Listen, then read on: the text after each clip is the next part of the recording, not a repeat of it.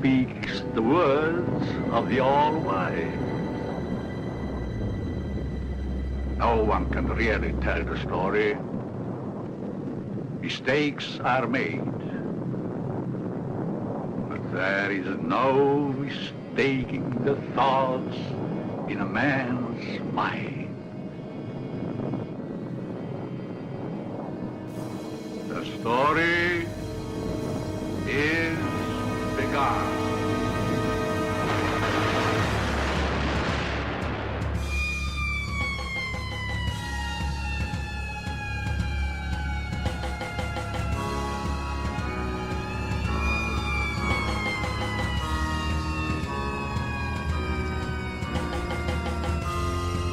One might say, there, but for the grace of God go I.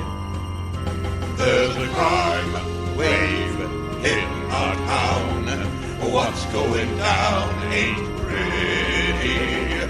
Dudes in some hand-me-down gowns roaming about our city. Walking down a street, you'll maybe meet up with a my lady fair. Before you take a chance, you had a glance at just what's up under there. If you dare, there's a clown wave hitting our town.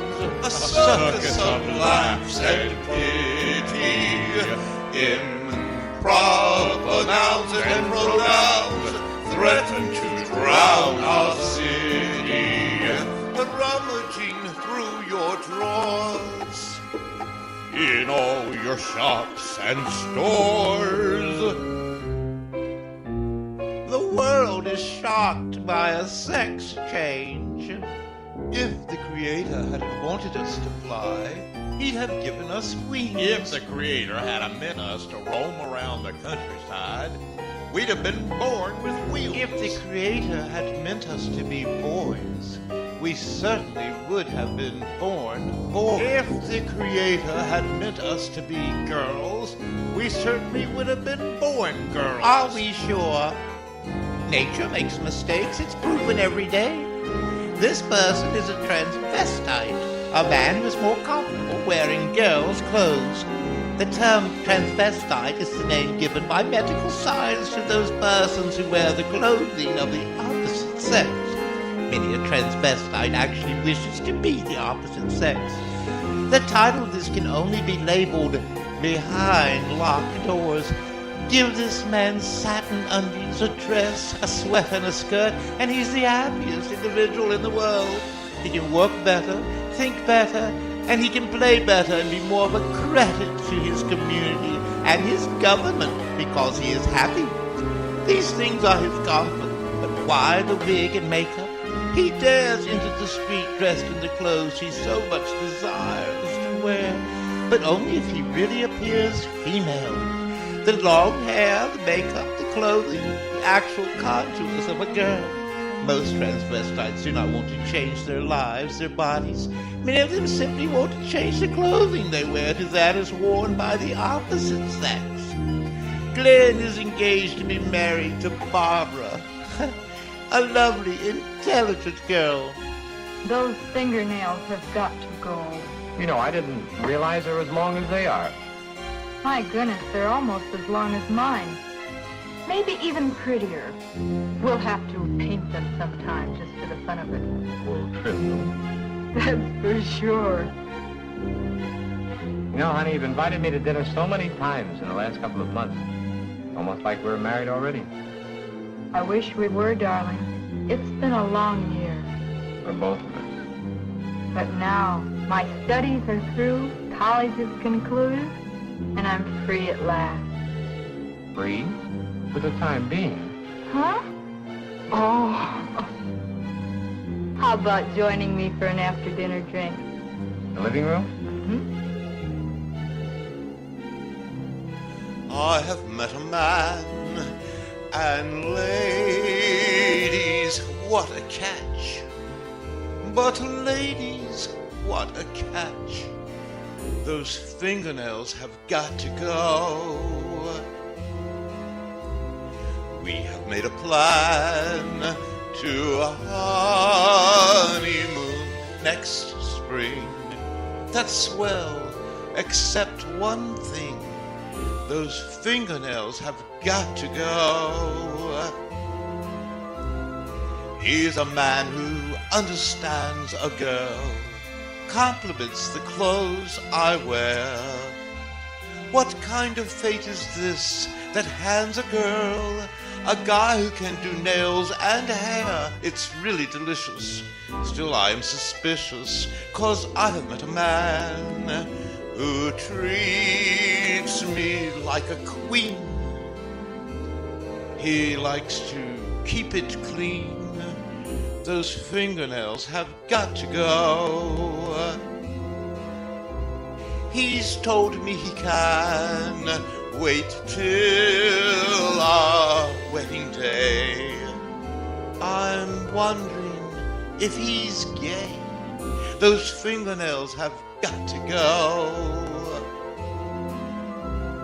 Lately I've begun to wonder things, or maybe I'm just losing weight.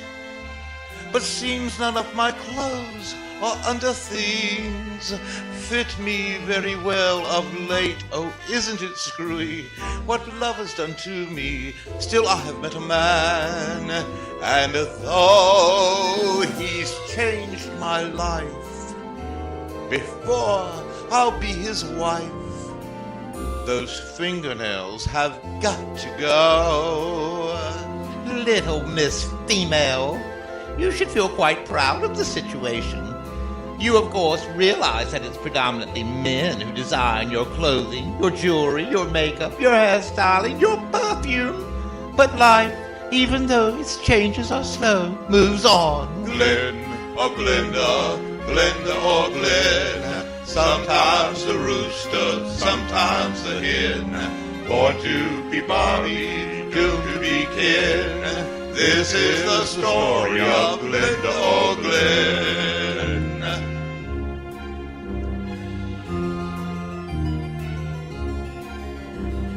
Glenda or Glen, Glen or Glenda, looking at craft in a dressmaker's window, so they don't come in your size or your gender. Shopping's a pain when you're a Glen or a Glenda.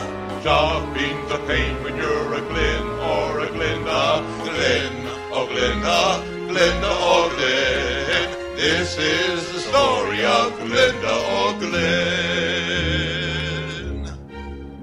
You want to borrow your sister's dress? What for? I want to wear it to the Halloween party. There are names for boys who go around wearing girls' clothes. Oh, don't be silly, darling. You go ahead and wear your sister's dress, Glen. You always did look much better as a girl than you do as a man.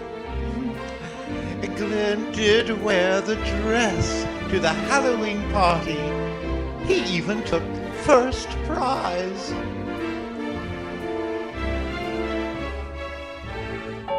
Then, one day, it wasn't Halloween any longer.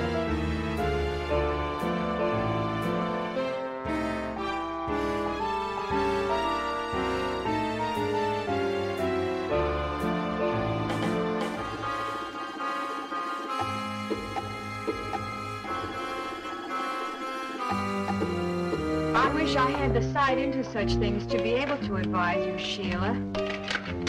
Maybe if you took the problem to a doctor. It's Glen that needs a doctor. But when things like this go wrong with someone so close and in your own family, it's so hard to believe.